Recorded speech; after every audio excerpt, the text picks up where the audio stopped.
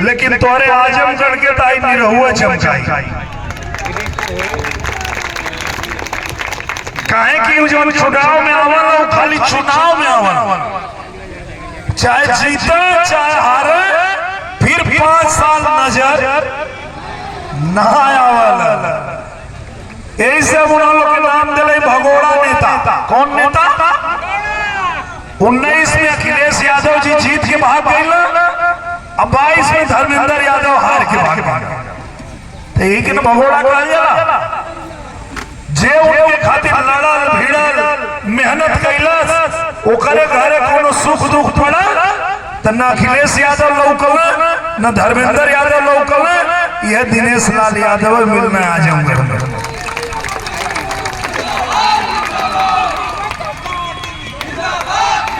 काहे कि जे आजमगढ़ में रही हूं न तोरे दुख सुख में पहुंची, तोरे दुख सुख के समझी। यही आजमगढ़ में हम शूटिंग करत रही, तमार माता बहन लोग आवा हमके दिखाओ क्या देखा इतना बिल आई कहां से भरल जा, गरीब आदमी इतना बिल कहां से भरी। तो हम देखले यहाँ बात तो सही कहत हो, लोग इतना बिल आवत कैसे भरी आदमी।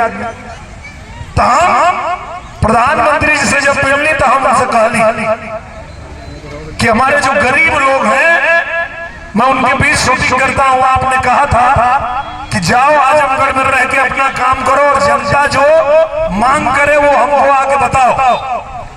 तो जनता कह रही है कि बिजली का बिल बड़ा परेशान करता था।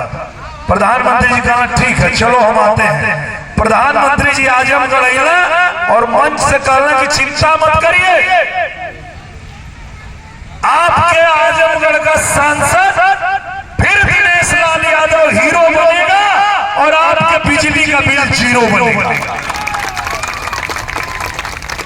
अब बिजली के बिल का भी चिंता करने की जरूरत नहीं, वो कैसे 0 हो जाए वो व्यवस्था मोदी जी करत। ऐसा ना प्रधानमंत्री ने चाहिए। उन्हीं का चुनाव एक वोट जो डलबू लोग मोदी जी के मिले वाला। और प्रधानमंत्री जी एक बात और कहा, सबके घर में पुरानिया हुआ देखा। यहाँ कई गो हमारे चाची लोग बैठली जेकर उम्र 70 साल के ऊपर हो, और पीछे चाची बैठे 70 साल हो ना चाची, 70 हो, हाँ 70 हो। 70 साल का पुरानिया जेकर घर में हो, ओके न दवाई का चिंता करे के है, न ऑपरेशन का चिंता करे के है, न इलाज का चिंता करे के है, वो का चिंता मोदी जी करी है।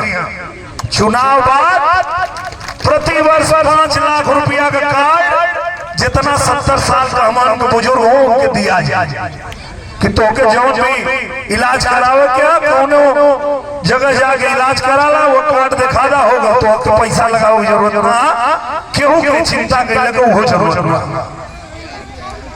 तो ऐसा ना प्रधानमंत्री ने चाहिए हो जो गाय खातिर राशनो देत बा, जो घर घर नल लगा के जल भी देत बा, जो इलाज खातिर पैसा देत हो, खाता में पैसा देत हो।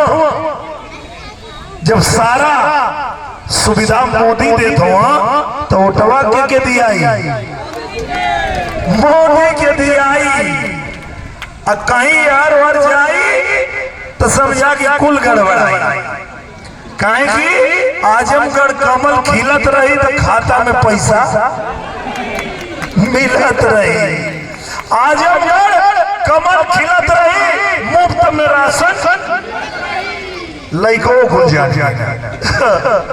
आजमगढ़ कमल खिलत रही तो 5 लाख रुपया का मुफ्त इलाज मिलत रही। आजमगढ़ कमल खिलत रही तब 70 साल के बुजुर्ग के इलाज का पैसा मिलत रहे। और तो लोग जइहा लोग जब बूथ को वोट देवे तो तनी गावत लोग तो लोग गावल तो माहौल बन जाला। हम देखले चाहे बहुत छोट जब हम रहली तो घर में जब चाची उची गेहूं पीसा तो जतवा पीसत का भी गाना गावा कुल बड़ा बढ़िया लगे। भोररिया रोपनी जब गांव में होखा, हमार चाची बहन लोग जब रोपनी करत का गाँव खजरी वो माहौल बन जा। तो वही तरह जब वोटवा देवा ले जइया लोग तब वो गावत जइया लोग तनी माहौल बना दिया लोग कि चला हो सखी वोट देवे।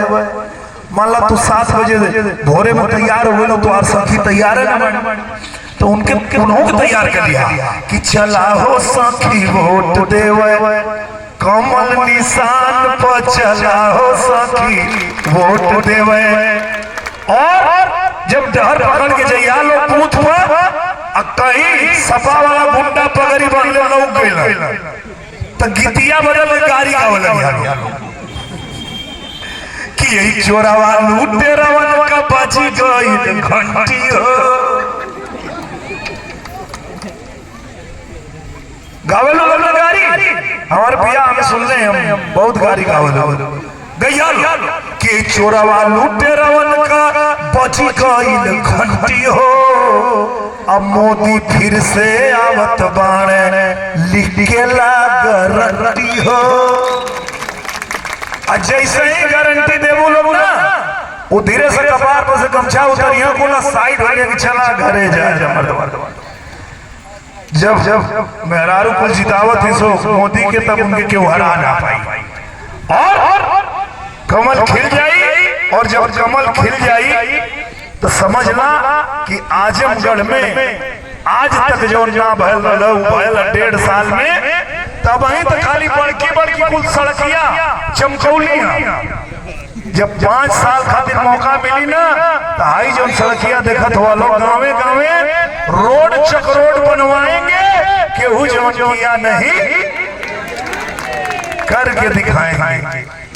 1.5 साल में देखला लोग ना रौना पार बिलरियागंज वाली सड़क, रासेपुर तितरा वाली सड़क, बेलैसा का ब्रिज, तो रेलवे स्टेशन नया बन गल, हवाई जहाज आजमगढ़ से उड़वा देनी, इतना सारा काम नया रेलवे लाइन बनत है गोरखपुर आजमगढ़ बनारस। ई कुल खाली कितना दिन में 1.5 साल में 5 साल में तो गांव का सड़क चमका देवा। तो दोनों लोग अगर पहले ही बताओ आपके चीनत हो लोग चिन्हत हो लोग कहाँ देख ले हो टीवी में? हाँ भाई भोजपुरिया जवान नहीं सहेला गुमान, बाई बतिया के गावे हाला, निरहुआ रिक्शा वाला जेना गरीब संग करे इंसाफ हो, तो ये चाची रहीला हम करे खिलाफ हो। तब चाहे जान जाए चाहे परान जाए, नहीं पढ़ल कदम पिछुआला, निरहुआ रिक्शा वाला, निरहुआ रिक्शा वाला। निरहुआ रिक्शा वाला को जिताना है तो कमल का बटन, तो जे तैयार है निरहुआ रिक्शा वाला के जितावे खातिर एक बार उठावा हमारे साथ है हाथ और लगावा जयकारा।